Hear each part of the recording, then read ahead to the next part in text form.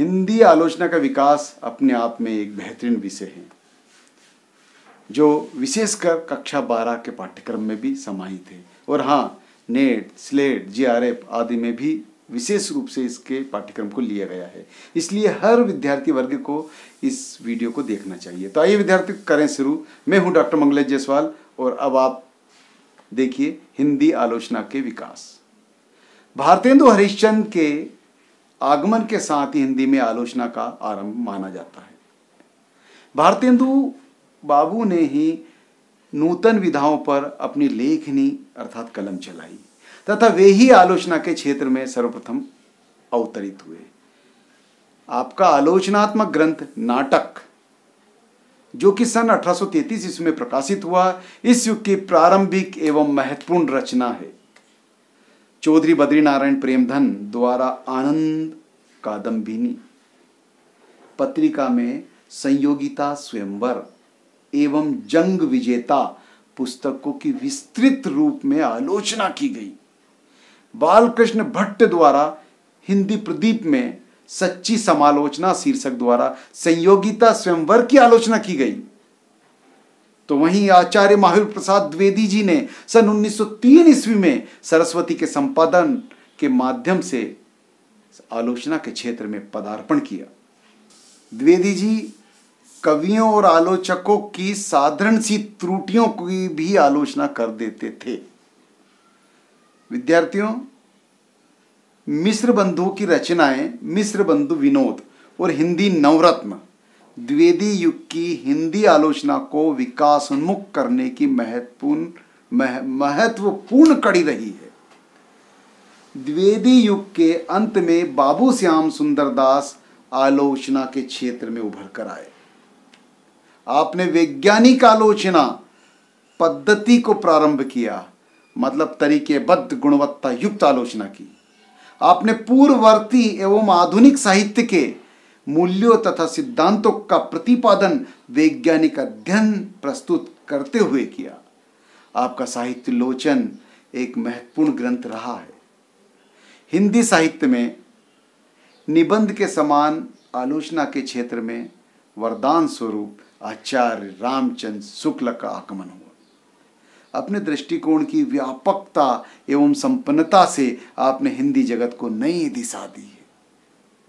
हिंदी साहित्य का इतिहास, जायसी ग्रंथावली की भूमिका, चिंतामणि, तुलसीदास आदि उनकी प्रमुख आलोचनात्मक रचनाएं हैं।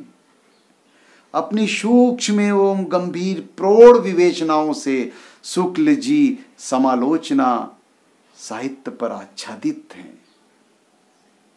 विद्यार्थियों, शुक्ल जी ने समकालीन, मतलब जो उनके समकालीन पद्मलाल पुन्नालाल बख्शी जी थे, वो भी आलोचना के क्षेत्र में आए और शुक्ल जी की आलोचना पद्धति को प्रमुखता से पंडित विश्वनाथ प्रसाद मिश्र, कृष्ण शंकर शुक्ल, रामकृष्ण शुक्ल, चंद्र बली पांडे, बाबू गुलाब राय, डॉक्टर जगन्नाथ प्रसाद शर्मा आदि ने आगे इस परंपरा को बढ़ाया।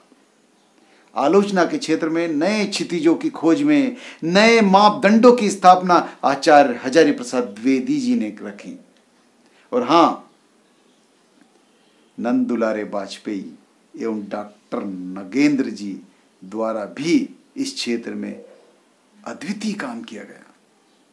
आज के समालोचनों, जो भी विद्यार्थियों वर्तमान समय की बात चल रही, यहाँ पे जो आज के समालोचक है वो उनको जो मापदंड पर खरा उतरना चाहिए उनको यहाँ से लेना चाहिए।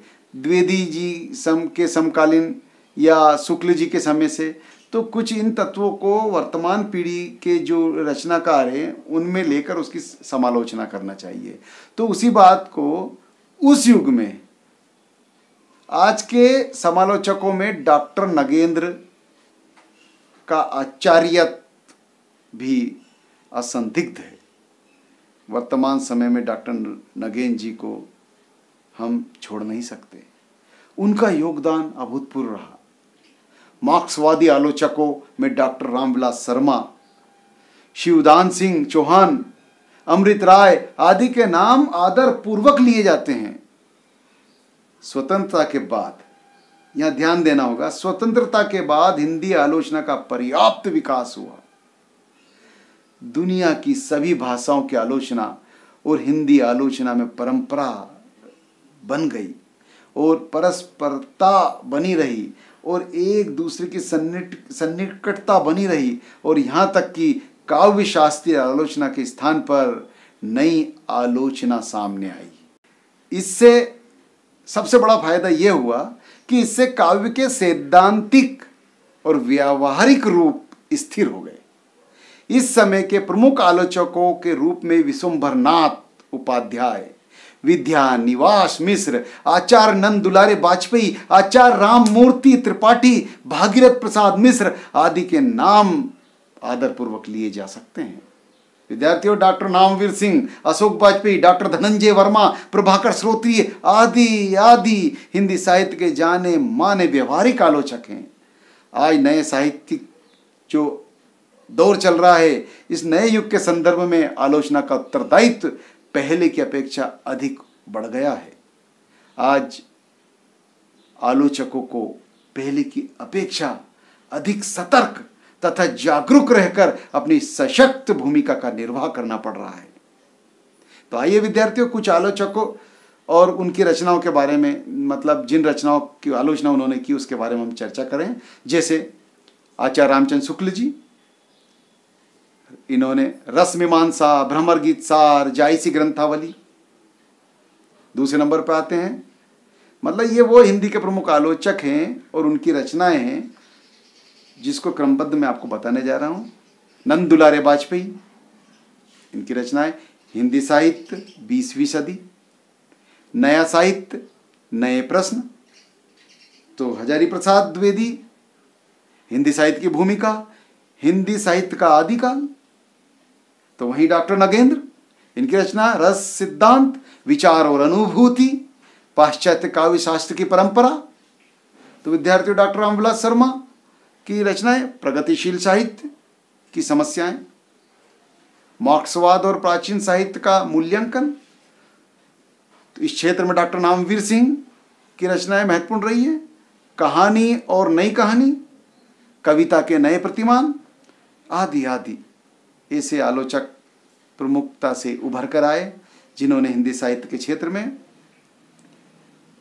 प्रादुर्भाव करके हिंदी साहित्य को शिखर तक पहुंचाया और अपने जीवन में वो काम कर दिखाया जो नई पीढ़ी के लिए अनुकरणीय रहेगा।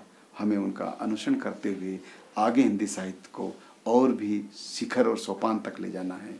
तो आइए विद्यार्थियों, आज आलोचना के क्षेत्र में कुछ रचनाकार की चर्चा करी, उन्होंने जिन रचनाओं की आलोचना करी उनकी चर्चा करी।